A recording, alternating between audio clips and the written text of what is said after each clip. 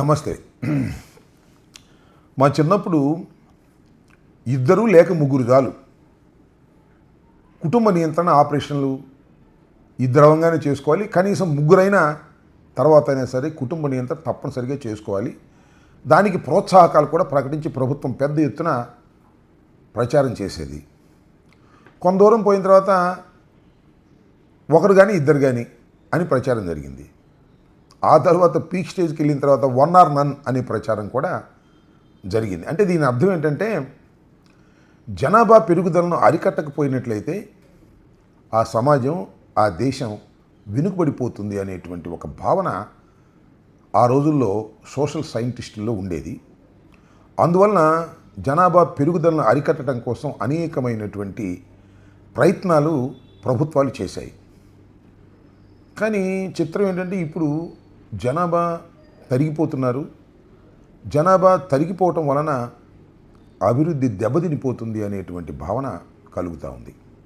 ఎందుకంటే ఉన్నవాళ్ళేమో వృద్ధులైపోతున్నారు, కొత్తగా జన్మించిన వారు యువకులు తక్కువ మంది అయిపోతున్నారు.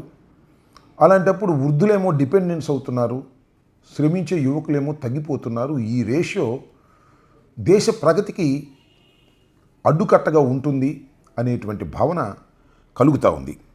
ఉదాహరణకి జపాన్ దేశం చూస్తాం. జపాన్ దేశంలో వృద్ధుల సంఖ్య చాలా ఎక్కువ, యువకుల సంఖ్య చాలా తక్కువ. అందువలన పనిచేసే యువకులు తక్కువను, ఆధారపడే వృద్ధులు ఎక్కువ అవడం వల్ల ఆ దేశం కొద్దిగా ఇబ్బందుల్లో పడుతుందనేటువంటి భావన ప్రపంచవ్యాప్తంగా కలుగుతూ ఉంది. అందువలన ఇప్పుడు లేటెస్ట్గా ఏమంటున్నారంటే కాస్త జనాల రేటు పెంచండి, పిల్లల్ని ఎక్కువగా కనండి అని మొత్తం వరల్డ్ వైడ్గానే ఒక రకమైన ఆలోచన జరుగుతూ ఉంది. ఎందుకు ఈ విషయాన్ని చెప్తానంటే చంద్రబాబు నాయుడు గారి వాళ్ళ పిల్లల్ని బాగా కనండి, పిల్లల్ని బాగా కనడం వల్ల దేశం అభివృద్ధి చెందుతుంది, మినిమం ఇద్దరు లేకపోతే అసలు లోకల్ బాడీ ఎలక్షన్లో పోటీ చేసే అర్హత లేనట్టుగా మేము ప్రకటిస్తాం అనేటువంటి మాటలు మాట్లాడుతున్నారు. చంద్రబాబు నాయుడు గారు మేధావిని అనుకోవటం తప్ప ఆయన అంత పెద్ద మేధావి కాదు. సరే, మేధావిగా ప్రచారం చేసుకునేటటువంటి శక్తి ఆయనకి, పత్రికలకు ఉన్నది కాబట్టి ఆయన మాట్లాడుతున్నారు. ఇది ప్రపంచవ్యాప్తంగా వచ్చినటువంటి ఒక కొత్త ఆలోచన. దాన్ని చంద్రబాబు నాయుడు గారు అందుకున్నారు, మంచిదే. అయితే నేను అడుగుతాను చంద్రబాబు నాయుడు గారు, అసలు మీ పరిస్థితి ఏంటి? మీకు ఒకే ఒక్కడు, ఆయనకు కూడా ఒకే ఒక్కడు, మీరు మాత్రం ఒక్కరితో సరిపెట్టుకోవాలి, దేశంలో మాత్రం ప్రజలు ఇష్టం వచ్చినట్టు కనేయాలి. కనేస్తే జరిగేదేంటి? ఉన్నవాడు కంటే పర్వాలేదు, పేదవాడు కంటే పరిస్థితి ఏంటి?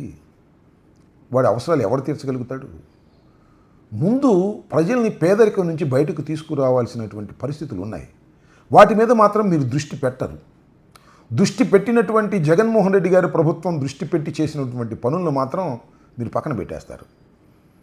జగన్మోహన్ రెడ్డి గారు పిల్లల్ని చదివించడం కోసం అమ్మఒడి అనే ఒక కొత్త కాన్సెప్ట్ని, ఈ దేశంలో లేని కాన్సెప్ట్ని తీసుకొచ్చి మీ పిల్లల్ని బడికి పంపితే మీకు 15,000 రూపాయలు సంవత్సరానికి ఇస్తాను అని అమ్మఒడి అనే కార్యక్రమాన్ని తీసుకొస్తే మీరేం చేశారు? అమ్మఒడి ఒక పిల్లడికి ఇస్తున్నారు, ఎంతమంది పిల్లలు ఉంటే అంతమందికి మేము ఇస్తాం 1,500 కాడకి, దానికి తల్లికి వందనం అని పేరు పెట్టారు. ఎంత మోసం చేశారండి చంద్రబాబు నాయుడు గారు. ఒక్క పిల్లోడికి ఇచ్చేటటువంటి జగన్మోహన్ రెడ్డిని కాదని మీకు ఓటు వేస్తే ఆ ఒక్క పిల్లోడికి కూడా ఎగ్గొట్టేసి ఇవాళ మీరు తల్లుల్ని మోసం చేసిన దుర్మార్గమైనటువంటి చంద్రబాబు నాయుడు గారు ఇవాళ అంటున్నాడు పిల్లల్ని విరివిగా కనండి అని. అసలు ఆ నైతిక అర్హత మీకుందా అని నేను అడుగుతా ఉన్నా. ఇవాళ పేద ప్రజల నుంచి, వారు ఉన్నటువంటి నిరుపేదరికం నుంచి బయటకు తీసుకురావలసినటువంటి పరిస్థితులను మీరు అన్వేషించుకోకుండా పిల్లల్ని కనండి అంటే మీ మాట విని ఎవరన్నా కంటే వాళ్ళు మరింతగా దరిద్రైపోవడం తప్ప ఏమైనా అవకాశం ఉందా? ఉద్యోగ అవకాశాలు ఏమైనా కల్పిస్తున్నారా? మీరు ఉన్న ఉద్యోగ అవకాశాలను కూడా తీసేస్తున్నారు, మెడికల్ ఫెసిలిటీస్ని తీసేస్తున్నారు, గ్రామంలో ఉన్నటువంటి అభివృద్ధి కార్యక్రమాన్ని నలిపేస్తున్నారు.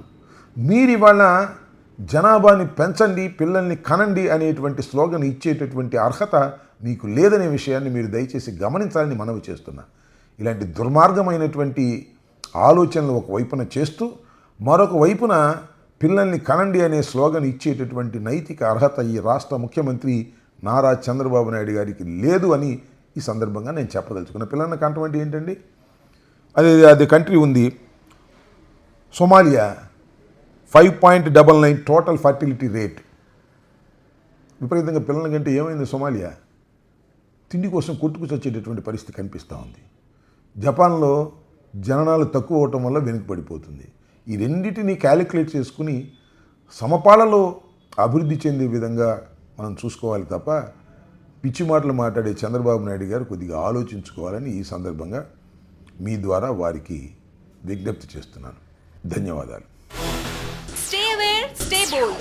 Like, subscribe and follow at Ambati Rambabu Official for truth and clarity in today's politics.